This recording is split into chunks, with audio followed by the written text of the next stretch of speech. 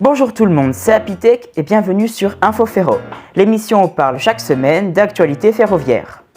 Tout d'abord, première information concernant la ligne d'Écosse en Auvergne-Rhône-Alpes et Occitanie. Celle-ci est menacée de fermeture depuis plusieurs années malgré de gros investissements de la part des deux régions. Cette ligne avait aussi obtenu le statut de train d'équilibre du territoire jusqu'en 2032. Cette voie ferrée dessert aussi l'usine ArcelorMittal de Saint-Chély-d'Apcher qui emploie plus de 200 ouvriers.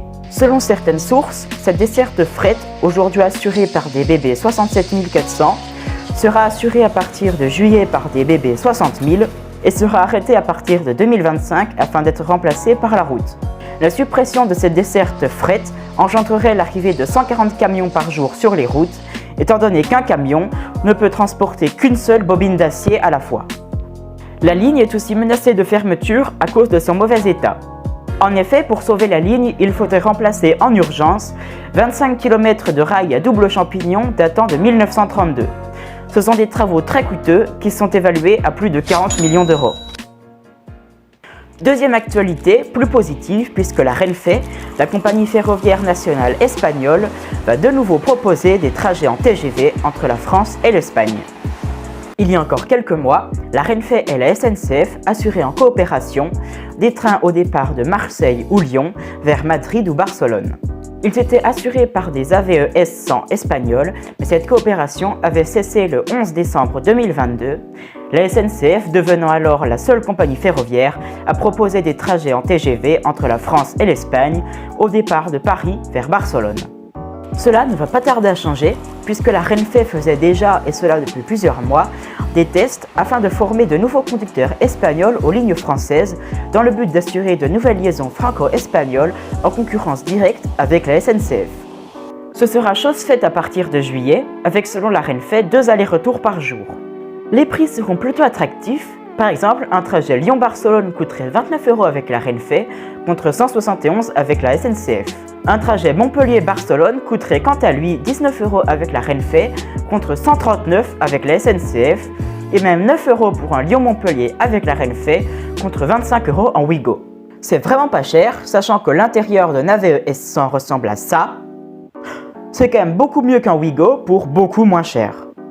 Les billets ne sont néanmoins pas encore réservables du fait des longues procédures administratives que cela entraîne, néanmoins cela devrait être faisable dans les jours à suivre. Le prix des billets risque tout de même d'augmenter dans le futur, puisque selon la Renfe, c'est une offre promotionnelle de départ. Après, nos prix évolueront en fonction de la demande et des distances. Ces trains devraient tout de même rester compétitifs par rapport à la SNCF du fait de leur prix. Mais ce n'est pas tout, puisque ces TGV espagnols pourraient bien rouler un jour jusqu'à Paris, un peu à l'image de l'italien Trenitalia, arrivé en France il y a 2 ans avec ses Frecciarozza. En tout cas, j'espère que vous pourrez les spots. Personnellement, j'ai eu l'occasion d'en voir pas mal pendant la coopération Renfe-SNCF et c'est un matériel que j'aime beaucoup, donc bonne chance à vous les spotters.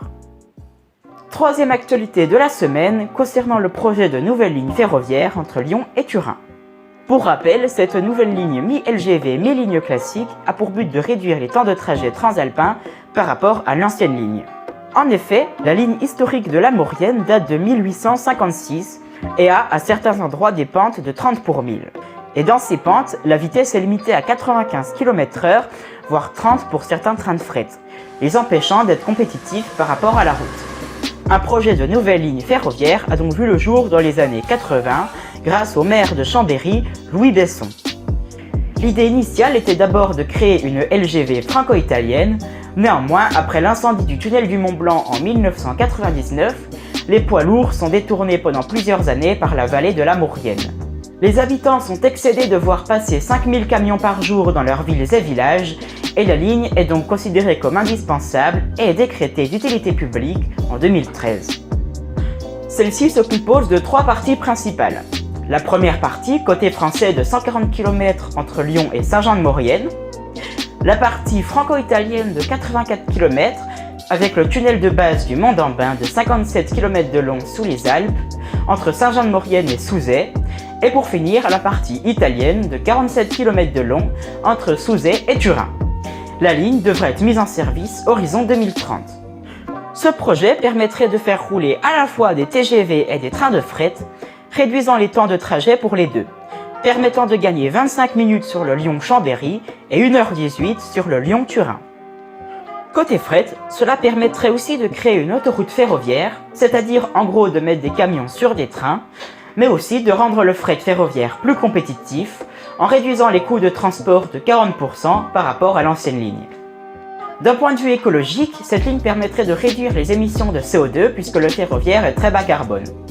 Cela permettrait aussi de limiter l'impact sur les habitants, puisque l'autoroute ferroviaire qui sera créée permettrait de réduire la saturation routière causée par les camions dans les villes et villages de la vallée. Cette ligne sera également enterrée à 61%, permettant de réduire la dégradation des paysages et les nuisances sonores causées par les trains. Néanmoins, tout n'est pas rose et ce sentier titanesque n'est pas si vert que ça. En effet, la ligne étant majoritairement souterraine, sa construction implique le percement de 260 km de tunnels. Pour cela, il faut drainer des sources d'eau, percer des nappes phréatiques et artificialiser des milliers d'hectares de terres agricoles. En plus de cela, afin de mener à bien le chantier, il faut créer des carrières et mettre en place des centrales à béton. C'est ce que met en avant l'association Les Soulèvements de la Terre.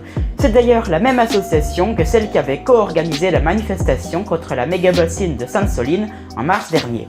D'autres associations œuvrent également du côté italien afin de ralentir les travaux. En plus de ça, la Cour des comptes européenne estime que le CO2 généré par le chantier ne sera compensé qu'au moins 25 ans après la mise en service de la ligne. L'association Les Soulèvements de la Terre et d'autres associations ainsi que des élus d'Europe Écologie Les Verts et la France Insoumise ont appelé à manifester ce week-end du 16 au 18 juin 2023.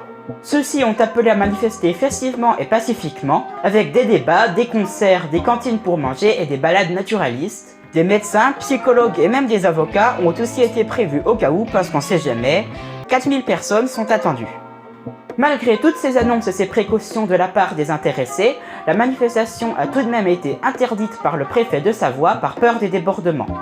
En effet, selon certaines estimations, 500 militants écologistes radicaux seront présents. Pour endiguer la manifestation, le préfet de Savoie, François Ravier, annonce que 2000 gendarmes et policiers vont être déployés dans la vallée de la Maurienne.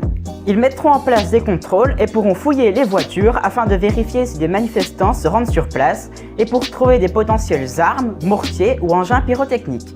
En parallèle, le jeudi 15 juin 2020, 200 personnes, dont des élus, maires, députés et sénateurs, ont manifesté devant la gare de Saint-Jean-de-Maurienne afin de montrer leur soutien au projet. Il ne faut pas oublier que, selon l'institut de sondage BVA, 93% des Français et 86% des Italiens sont favorables à ce projet, et dans la vallée de la Maurienne, 77% des habitants sont favorables à cette nouvelle ligne qui permettrait de développer la région et son économie.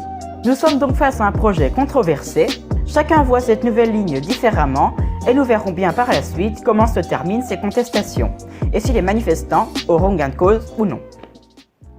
Enfin, nous sommes bientôt en été.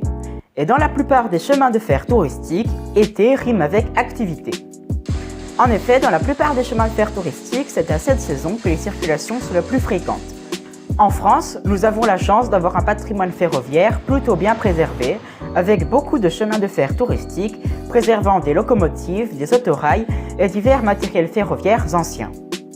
C'est généralement à cette saison que ceux-ci sont le plus actifs puisque c'est une période très touristique. Je vous encourage donc à aller les visiter pour faire vivre notre beau patrimoine ferroviaire et à spotter ces magnifiques trains anciens. Voilà tout pour cette semaine sur InfoFerro. L'épisode de la semaine prochaine vous sera présenté par Ferrostan.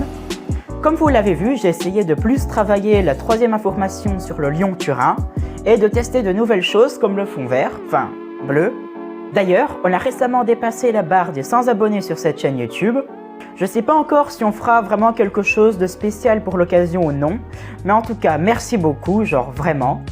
Sur ce, c'était Happy Tech, merci beaucoup d'avoir suivi cette vidéo, à plus.